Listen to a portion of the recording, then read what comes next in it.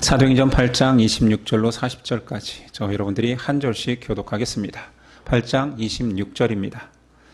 주의 사자가 빌립에게 말하여 이르되 일어나라 남쪽으로 향하여 예루살렘에서 가사로 내려가는 길까지 가라 하니 그 길은 광야라.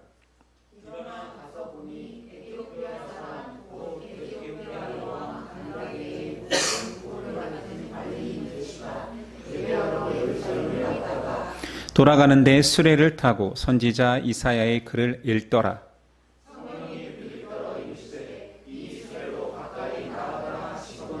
빌립이 달려가서 선지자 이사야의 글을 읽는 것을 보고 말하되 읽는 것을 깨닫느냐?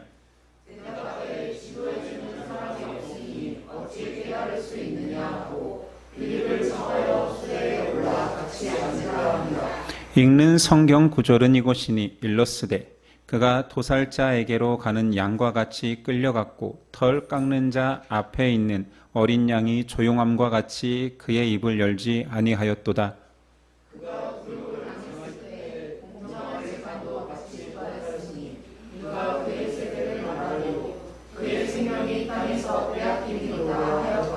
그 내시가 빌립에게 말하되 청컨대 내가 묻노니 선지자가 이 말한 것이 누구를 가리킴이냐? 자기를 가리킴이냐 타인을 가리킴이냐.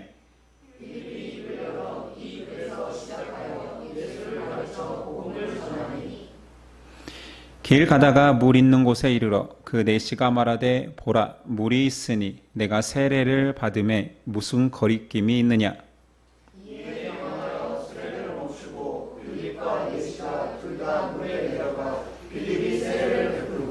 둘이 물에서 올라올새 주의 영이 빌립을 이끌어 간지라.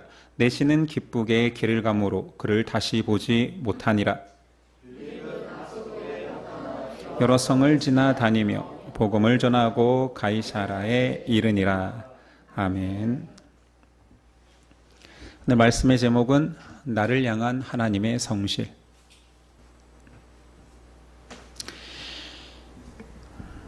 이제 하나님의 복음은 예루살렘에서 시작하여서 사마리아를 거쳐 오늘 이방인에게 전파되고 있습니다. 사마리아에서 복음을 전했던 빌립이 에디오피아 내시에게 복음을 전하는 내용이 오늘 말씀이지요.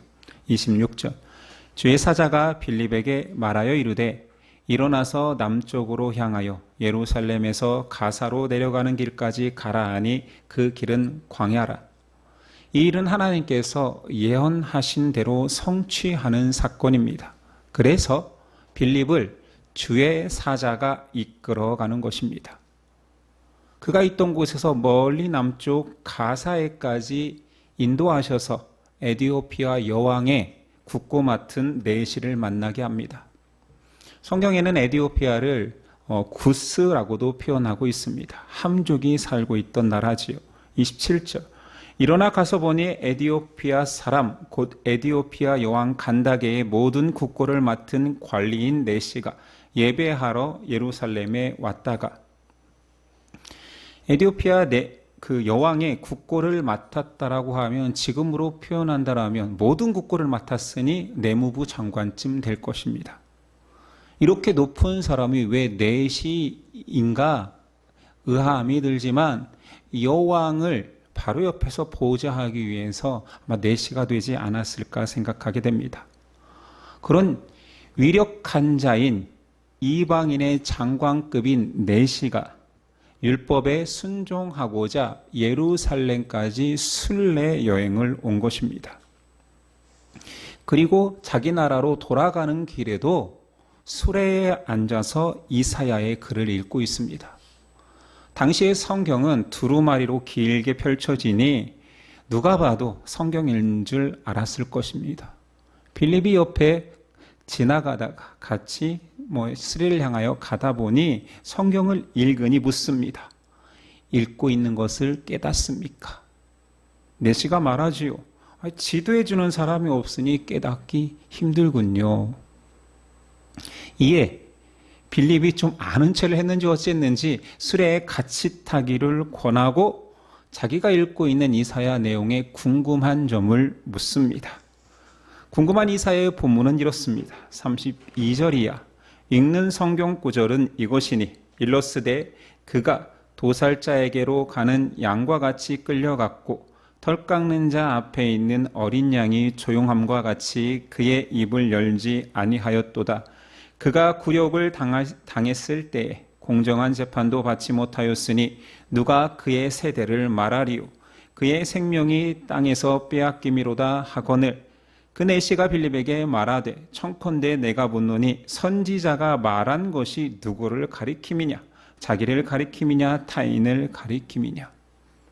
여기서 제일 궁금한 것은 계속 그 예언에 등장하는 그입니다. 그가 시험을 당하고 그가 고난을 당하고 그가 공정한 재판도 받지 못하고 그가 죽음을 당한다. 아니 이 주인공이 누구란 말입니까? 지금 말하고 있는 선지자 자신입니까? 아닙니까? 묻고 있습니다. 빌립도 예수님을 만나지 못했더라면 이 그가 누구인지 아마 관념적으로는 알겠죠. 그가 지금 메시아 예언 본문이기 때문에 하나님이 보내실 그 한 선지자, 모세가 약속한 한 선지자가 그다라고 말했을 텐데 그러나 그가 정확히 누구인지 어느 때 오는지 나도 모릅니다 했겠지요. 빌립은 그가 정확히 누구인지 알고 있습니다. 사실 이 본문 자체는 절대로 예수 그리스도를 모르면 풀 수 없는 본문입니다. 많이 읽는다라고 해서 그리고 뭔가 영감이 온다고 해서 에디오피아 내시가 그가 누구다라고 말할 수 없었겠죠. 왜냐하면 이 말씀을 예언했던 이사야조차도 그라고 표현한 이유는 어느 누구인지 또 어느 때에 오시는 이인지 그도 몰랐기 때문입니다. 그래서 베드로전서에 이런 표현을 씁니다. 1장 10절이야. 그 구원에 대하여는 너희에게 임할 은혜를 예언하던 선지자들이 연구하고 부지런히 살펴서 자기 속에 계신 그리스도의 영이 그 받으실 고난과 후에 받으실 영광을 미리 증언하여 누구를 또는 어떠한 때를 지시하시는지를 상고하니라. 베드로 말은 그런 거예요. 선지자들이 그가 오실 것을 예언했잖아. 그의 때를 예언했잖아. 그러나 선지자들도 몰랐다. 그래서 날마다 상고했다. 저분이 그분인가? 이때가 그때인가? 그러나 그리스도의 영, 성령이 오시기 전까지는 아무도 누구인지 어느 때인지 몰랐다를 말하고 있습니다. 그리스도의 영이 아니고서는 예수를 알아볼 수도 없고 예수님의 때, 하나님의 역사하심의 때를 구분할 수도 없습니다. 그러니 그가 누구인지만 설명하면 이 성경은 너무 쉬워지는 거예요. 빌립이 에디오피아 내시에게 그 분을 소개합니다. 그분은 나사렛에서 나신 예수다. 복음을 전파하지요. 그 자리에 예수만 넣으면 모든 말씀이 해석되는 것입니다. 유대 종교 지도자와 빌라도에게 고난을 받았고 그분은 예수는 십자가에서 죽으셨다. 예수는 하나님이 예표한 그 메시아이기 때문에 사흘 만에 부활하셨고 승천하시면서 성령을 약속하셨다. 그러니 그리스도를 주라 믿고 세례를 받으면 죄 사함을 받아 하나님의 백성, 구원의 백성이 된다라는 복음을 전합니다. 여기까지 들으니 내시가 더 이상 망설일 수 없는 거예요. 36절. 길 가다가 물 있는 곳에 이르러 그 내시가 말하되 보라 물이 있으니 내가 세례를 받음에 무슨 거리낌이 있느냐. 나 당장 저기 물 있으니 세례를 달라 고백하는 것입니다. 이 모든 일은 하나님의 철저한 계획 속에서 이루어집니다. 내시 이 한 사람에게 구원의 복음을 전하기 위해서 하나님은 빌립을 저 위에 사마리아에 있던 빌립, 지금 사마리아에서 어떤 일이 벌어지고 있었습니까? 빌립의 말에 의해서 복음 선포에 의해서 수많은 사람들이 예수를 주라 고백하고 세례받고 있었어요. 할 일이 얼마나 많았겠습니까? 공동체도 세워야 되죠. 복음을 더 정확히 가르쳐야 되죠. 그런데 하나님은 빌립을 저 밑에 블레셋 땅 가사까지 인도하여서 에디오피아 내시에게 복음을 전하게 합니다. 그리고 내시 또한 딱 갔는데 공교롭게도 이사야 말씀, 메시아 예언 말씀을 읽으면서 읽어도 모르는 그 말씀, 누가 좀 와서 이것 좀 해석해 줬으면 좋겠다 할 즈음에 깨닫느뇨? 그 말에 그가 누군지 알겠느냐라고 묻습니다. 아니, 수레에 앉아서 그 두루마리 성경을 읽다니요.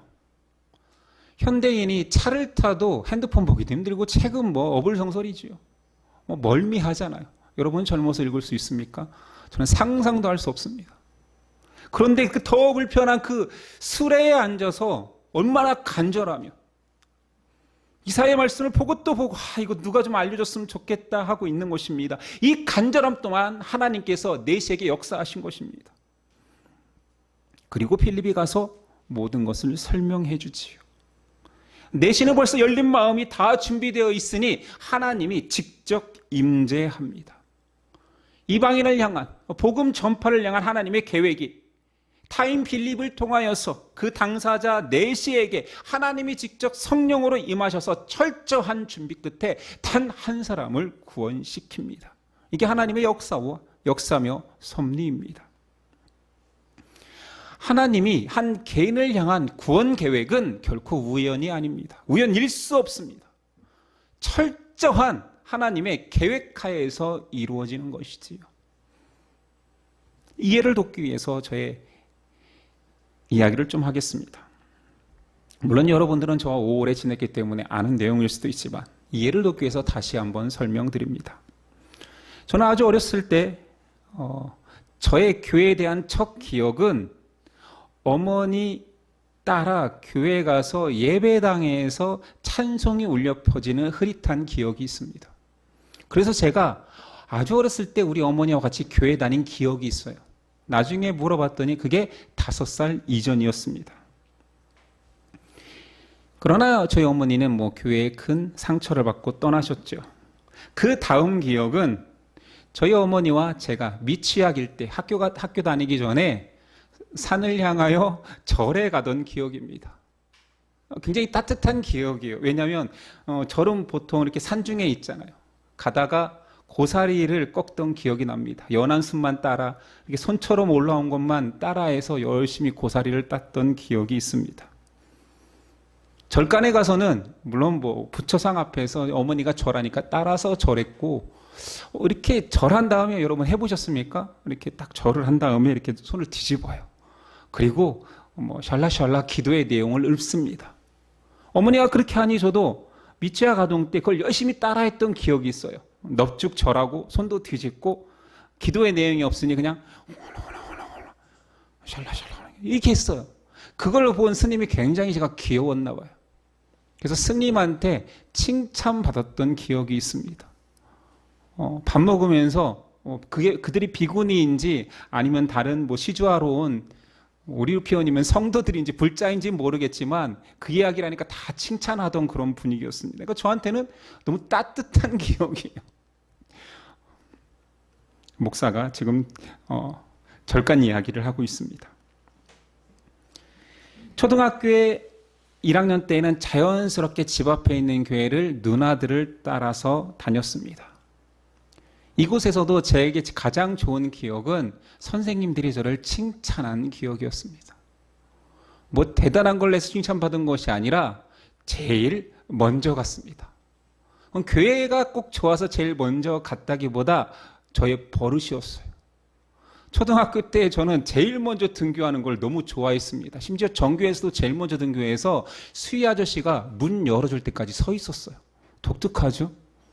가서 일찍 가서 공부하는 것도 아니고 뭔가를 하기 위함도 아니었습니다. 그냥 제일 먼저 가는 게 좋았나 봐요. 그때도 아마 선생님한테 칭찬받거나 아마 수희 아저씨한테 칭찬받기 위해서가 아니었는지. 수희 아저씨는 귀찮았겠지만. 그렇게 칭찬받는 것이 좋았던 저에게 어느 날 라이벌이 생겼습니다. 그 친구는 정말로 모든 것을 잘해서 칭찬받는, 진짜 칭찬받을 만한 친구였습니다.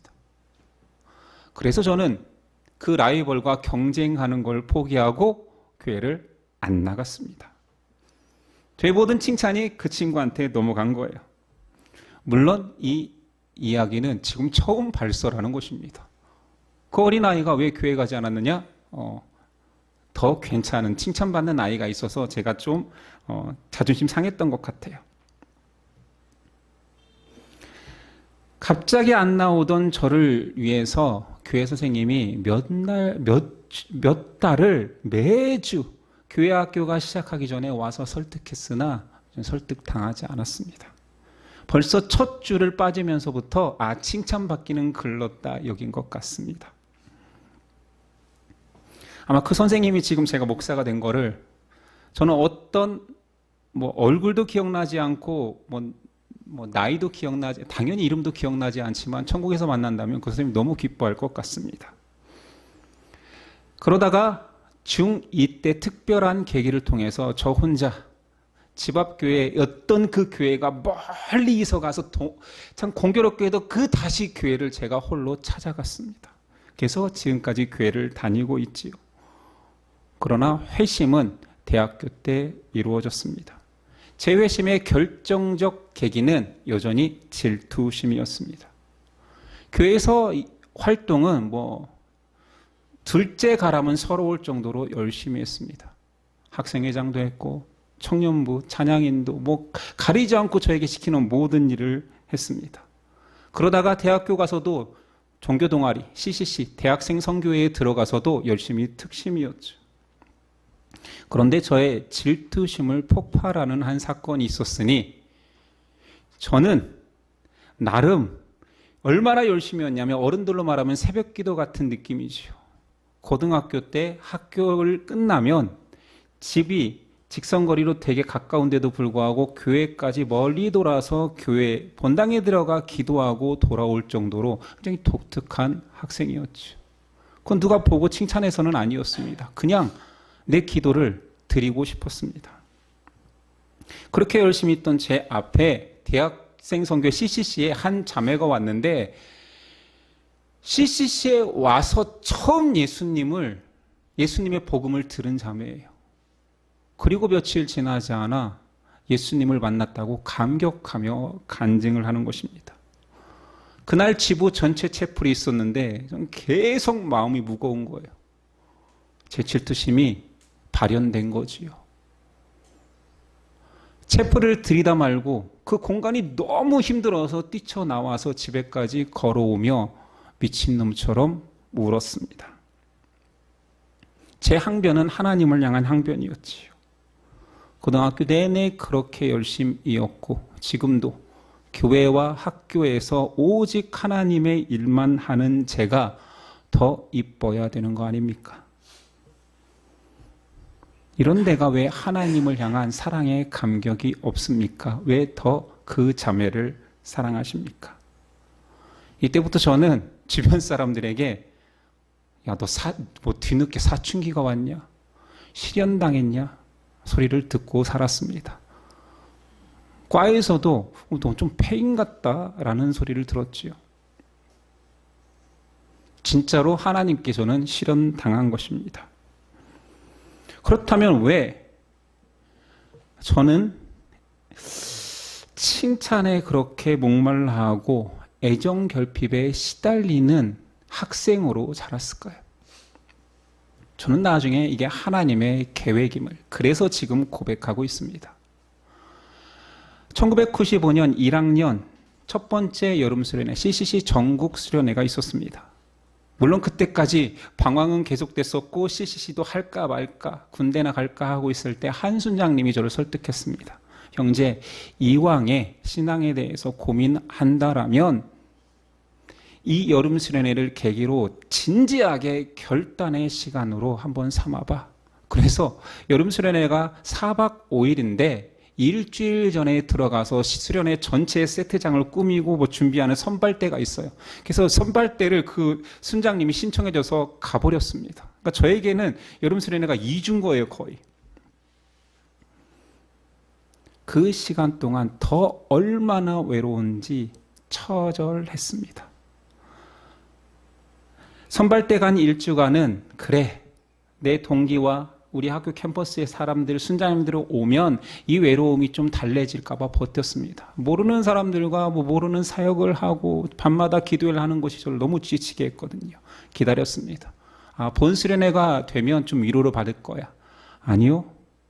군중 속의 외로움을 아십니까? 아는 사람 속에서 더 외로워지는 것입니다. 4박 5일이 미칠 지경이었습니다. 모든 수련회의 끝은 돌아가기 전날 밤 저녁에 기도회가 클라이막스잖아요. 예전에는 그렇게 다 세팅되어 있었잖아요. 만 명이 넘는 대학생들이 모여서 전날 저녁에 클라이막스처럼 대형 횃불을 캠프파이어를 하고 그곳에서 기도회가 시작되었습니다. 제가 거기서 은혜 받은 것이 아니라 저는 못 견디겠는 거예요. 4박 5일 동안 아무 응답이 없었는데 여기서 기도한다고 뭐가 달라질까?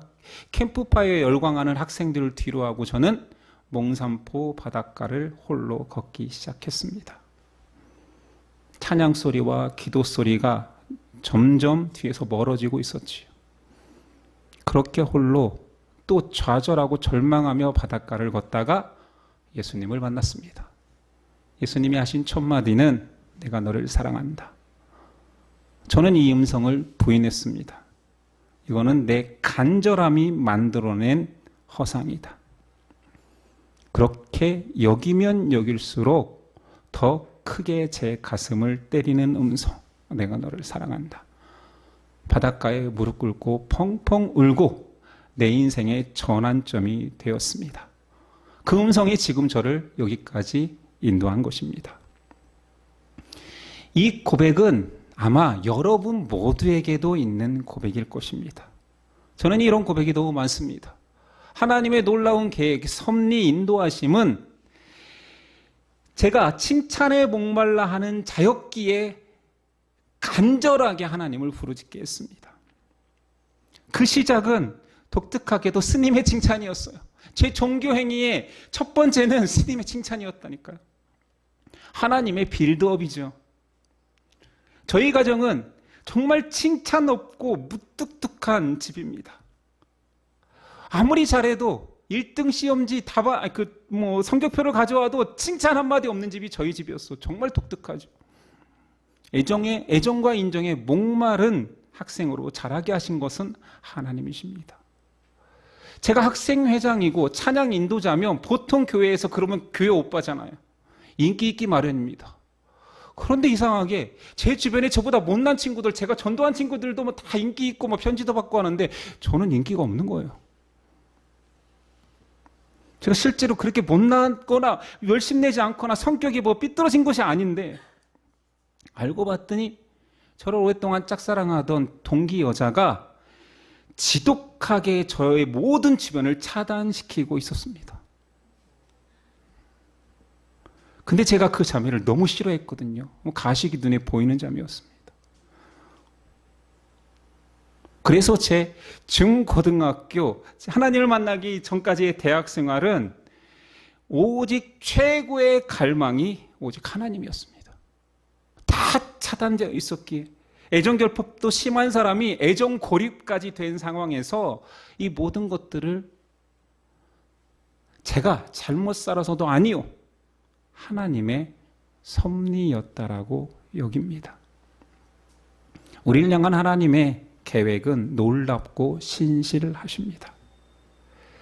제가 사역자로서 하나님이 어떻게 인도했는지도 간증하면 많은 사람들이 은혜를 받습니다. 이것도 여러분들이 저와 너무 오랫동안 알아왔기 때문에 또 이야기하지 않겠습니다.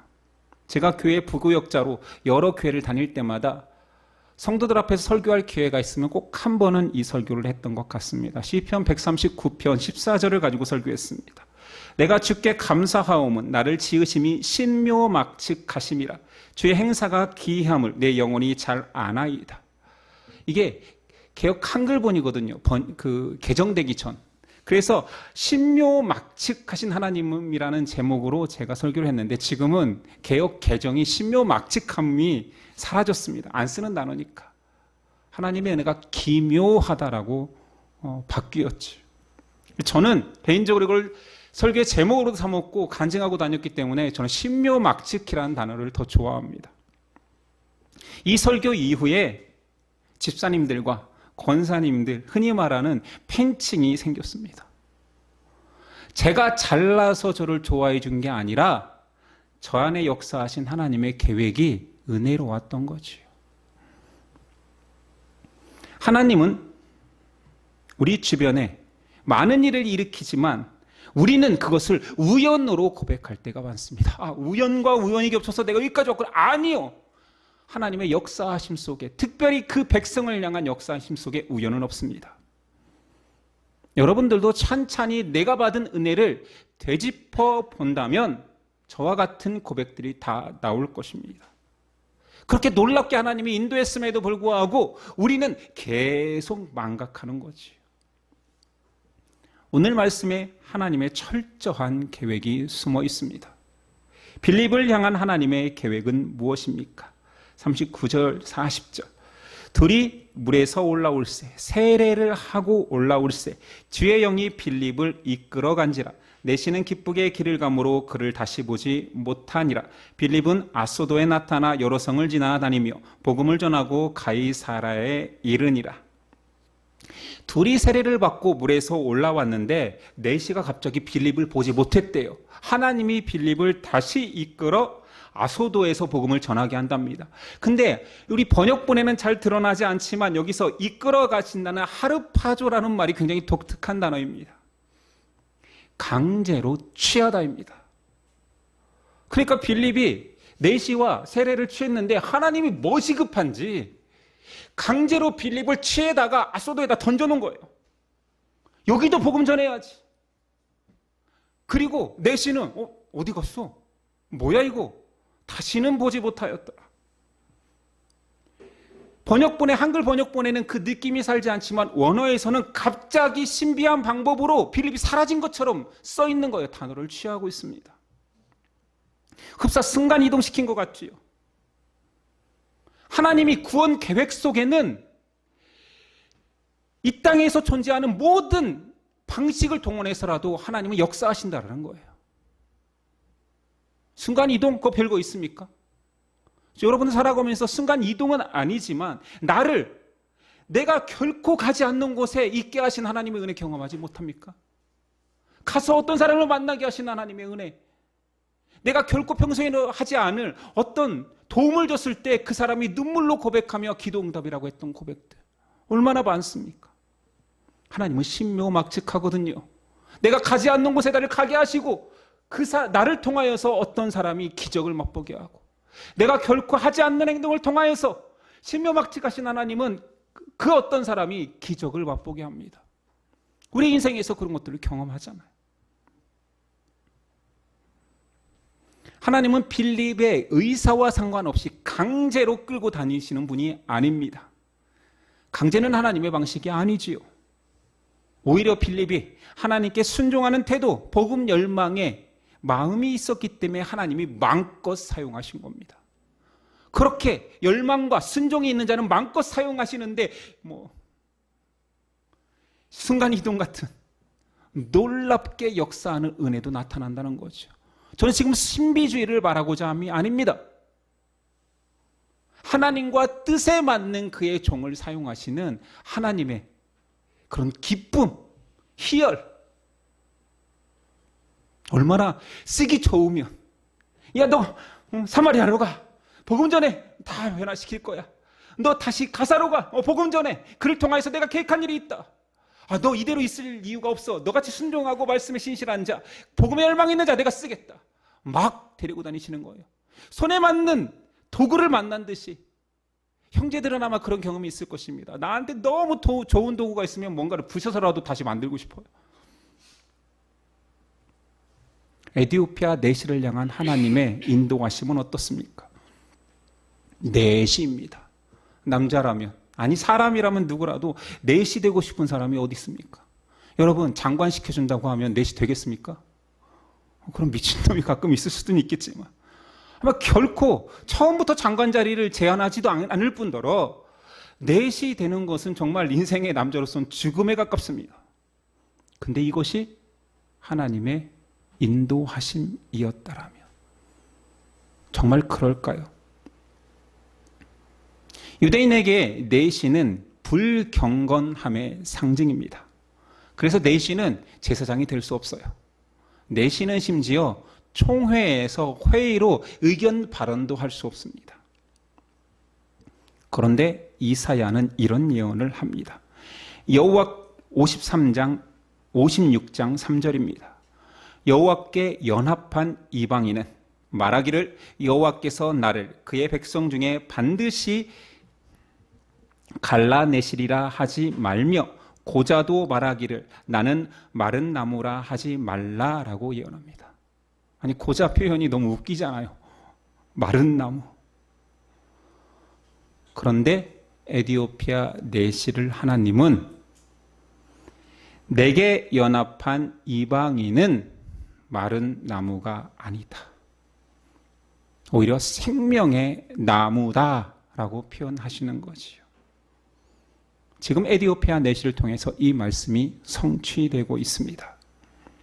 성경에는 이 내시의 훗날의 이야기를 기록하고 있지 않지만 에디오피아에는 지금 정교회라는 기독교 한 분파가 있는데 거기에 역사 속에는 이 내시의 이름을 바크로스, 에디오피아에서 최초로 믿은 기독교인으로 말하고 있습니다. 그리고 그가 그 나라에 돌아가 복음의 씨앗을 뿌렸지요.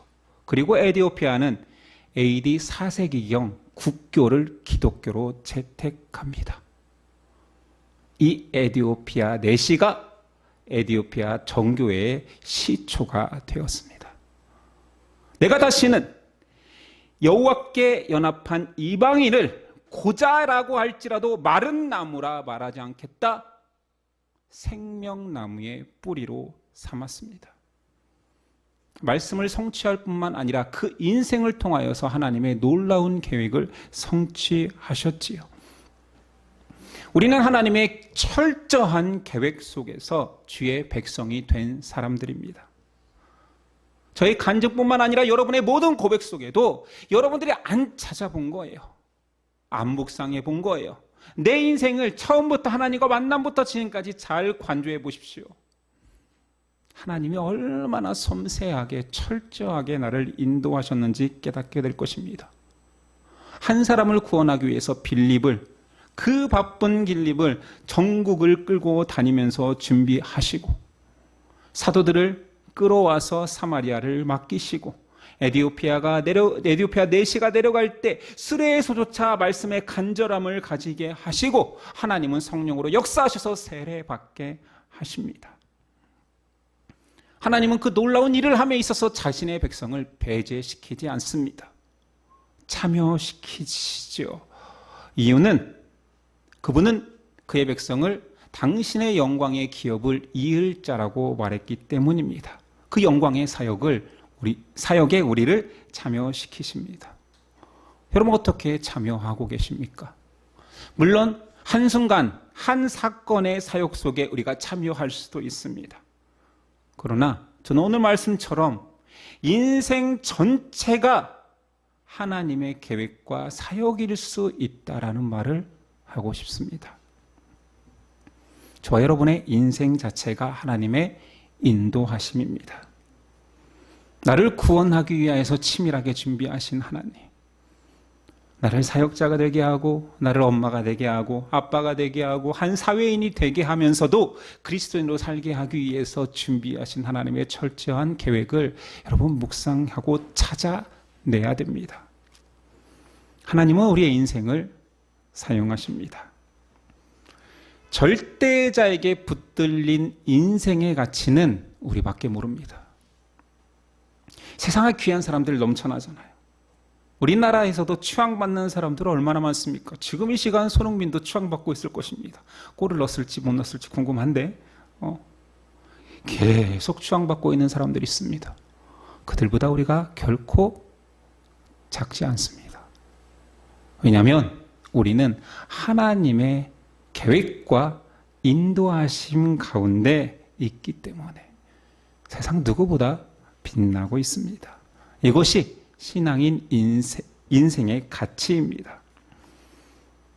그러나 현실은 좋은 일을 경험하고 있을 수도 있고 힘든 일을 경험하고 있을 수도 있습니다.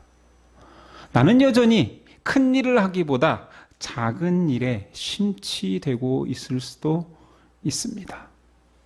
그러나 그 모든 것들을 하나님은 알고 그리고 하나님이 안다라는 말은 그 작은 일, 그 힘든 일도 하나님은 놀라운 섭리로 바꾸신다라는 것입니다.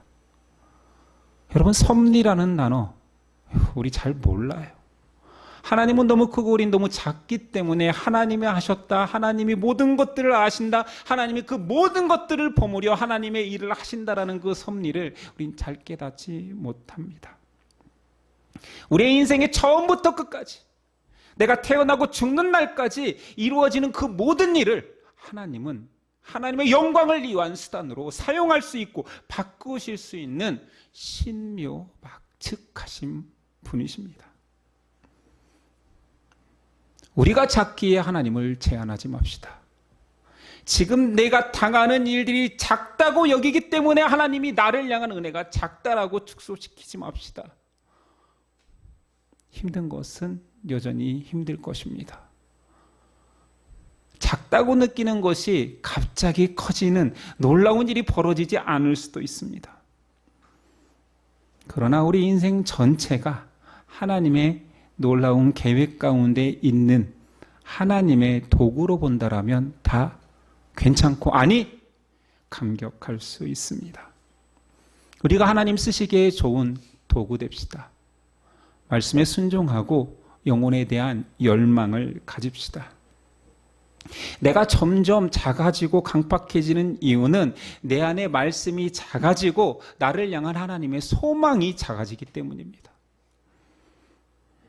하나님은 지금도 자기 선에 익숙한 순종하는 자기 백성을 놀라운 신비로 바꾸신, 그의 인생을 바꾸고 다른 사람의 인생을 바꿀 도구로 사용하길 원하십니다.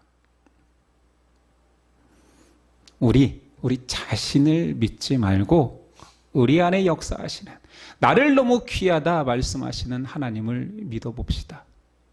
우리의 기도 제목 속에 내가 해야지라고 여겼던 그 모든 기도 제목들을 하나님께 내어드립시다. 하나님이 하십시오. 하나님이 마음껏 하십시오. 하나님이 내 약함에 역사하십시오. 하나님이 내 수치 가운데, 내 부끄러운 가운데 역사하십시오. 하나님은 그 모든 것들을 기묘하게 바꾸실 분입니다. 고백하는 저 여러분 됩시다. 기도하겠습니다. 주여, 나를 마음껏 사용하옵소서. 하나님, 나로 하나님의 영광이 되게 하옵소서. 내게 행하신 놀라운 은혜를 잊지 않고 고백하게 하옵소서. 예수 그리스도의 이름으로 기도드립니다. 아멘.